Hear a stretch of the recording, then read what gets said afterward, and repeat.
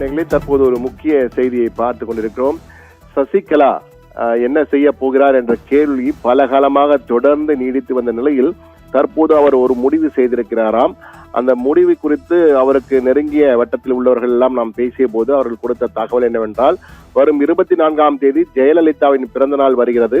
அந்த பிறந்தநாள் விழாவின் போது கமுதியில், ராமநாதபுரம் கமுதியிலே மிகப்பெரிய பிரம்மாண்ட பொதுக்கூட்டம் ஒன்றை ஏற்பாடு செய்திருக்கிறது சசிகலா ஆதரவாளர்கள்.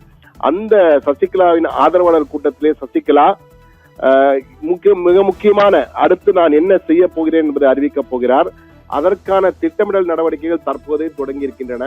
சசிகலாவும் அவரது ஆதரவாளர்கள் பலரும், கிட்டத்தட்ட 30க்கும் மேற்பட்ட அவருக்கு நெருக்கமான ஆதரவாளர்கள், ஒரு தனி கட்சியின் மூலமாக போட்டியிடுவதா அல்லது தனி அமைப்பு போல் ஒன்றை இயக்கி சுயேட்சையாக களமிறங்குவதா என்ற வகையிலே ஒரு அறிவிப்பை வெளியிட இருக்கிறார். தேர்தலில் போட்டியிட போவது உறுதி என்ற வகையிலே சசிகலாவிடமிருந்து ஒரு அறிவிப்பு வரப்போகிறது. சசிகலாவே தேர்தலில் களமிறங்குவதற்கும் வாய்ப்பு இருக்கிறது. அவர் தான் போட்டியிட போவதையும் அதிகாரப்பூர்வமாக அந்த கமுதி பொதுக்கூட்டத்தின் போது அறிவிப்பதற்கான வாய்ப்புகள் அதிகம் இருப்பதாக தெரிகிறது. சசிகலா மட்டுமல்ல, ஓ பன்னீர்செல்வம் சசிகலாவுடன் இணைந்து, சசிகலாவும் ஓ பன்னீர்செல்வம் இணைந்து தேர்தல் களத்திலே களமிறங்குவதற்கும் வாய்ப்பு இருக்கிறது.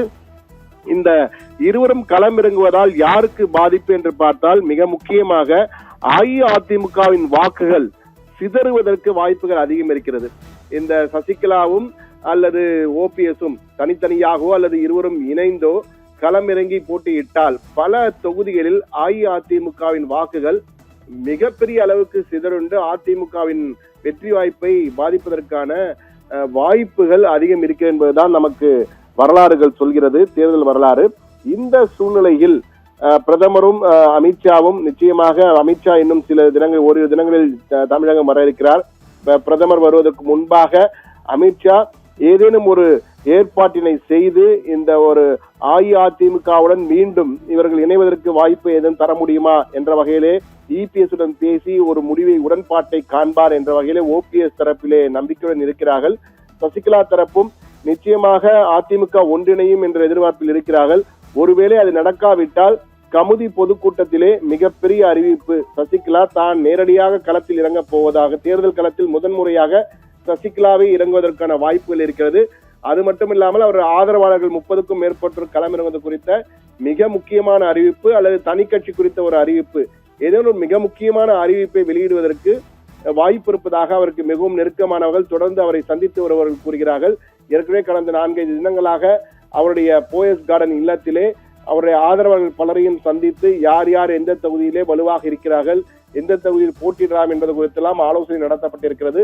எனவே அந்த வகையிலே சசிகலாவின் மிக முக்கியமான நடவடிக்கையாக வரும் 24ஆம் தேதி சசிகலா அடுத்து என்ன செய்ய போகிறார், தனி கட்சியா, தேர்தலில் போட்டியா, அவரே தேர்தல் களத்திலே களமிறங்க போகிறாரா, அவருடைய ஆதரவாளர்கள் மட்டும் களமிறங்க போகிறார்களா, என்ன செய்ய போகிறார், ஓபிஎஸ் உடன் இணைந்து களம் காண போகிறாரா போன்ற அனைத்திற்குமான விடை வரும் 24ஆம் தேதி கமுதி பொதுக்கூட்டத்திலே நமக்கு உறுதியாக கிடைக்கும் என்பது மட்டும் தற்போது நமக்கு தெரிந்திருக்கிறது. அந்த தகவலை தான் தற்போது கொடுத்திருக்கிறோம்.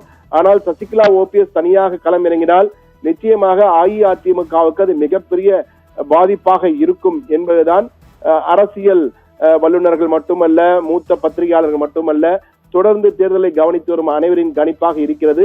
என்ன நடக்கும் என்பது அடுத்தடுத்த நாட்களில் பல திருப்பு முனைகள் அஇஅதிமுக பக்கத்தில் நடைபெறுவதற்கு வாய்ப்புகள் இருக்குது என்பதுதான் தற்போது நமக்கு கிடைத்து வரும் தகவல்கள். நேயர்களே,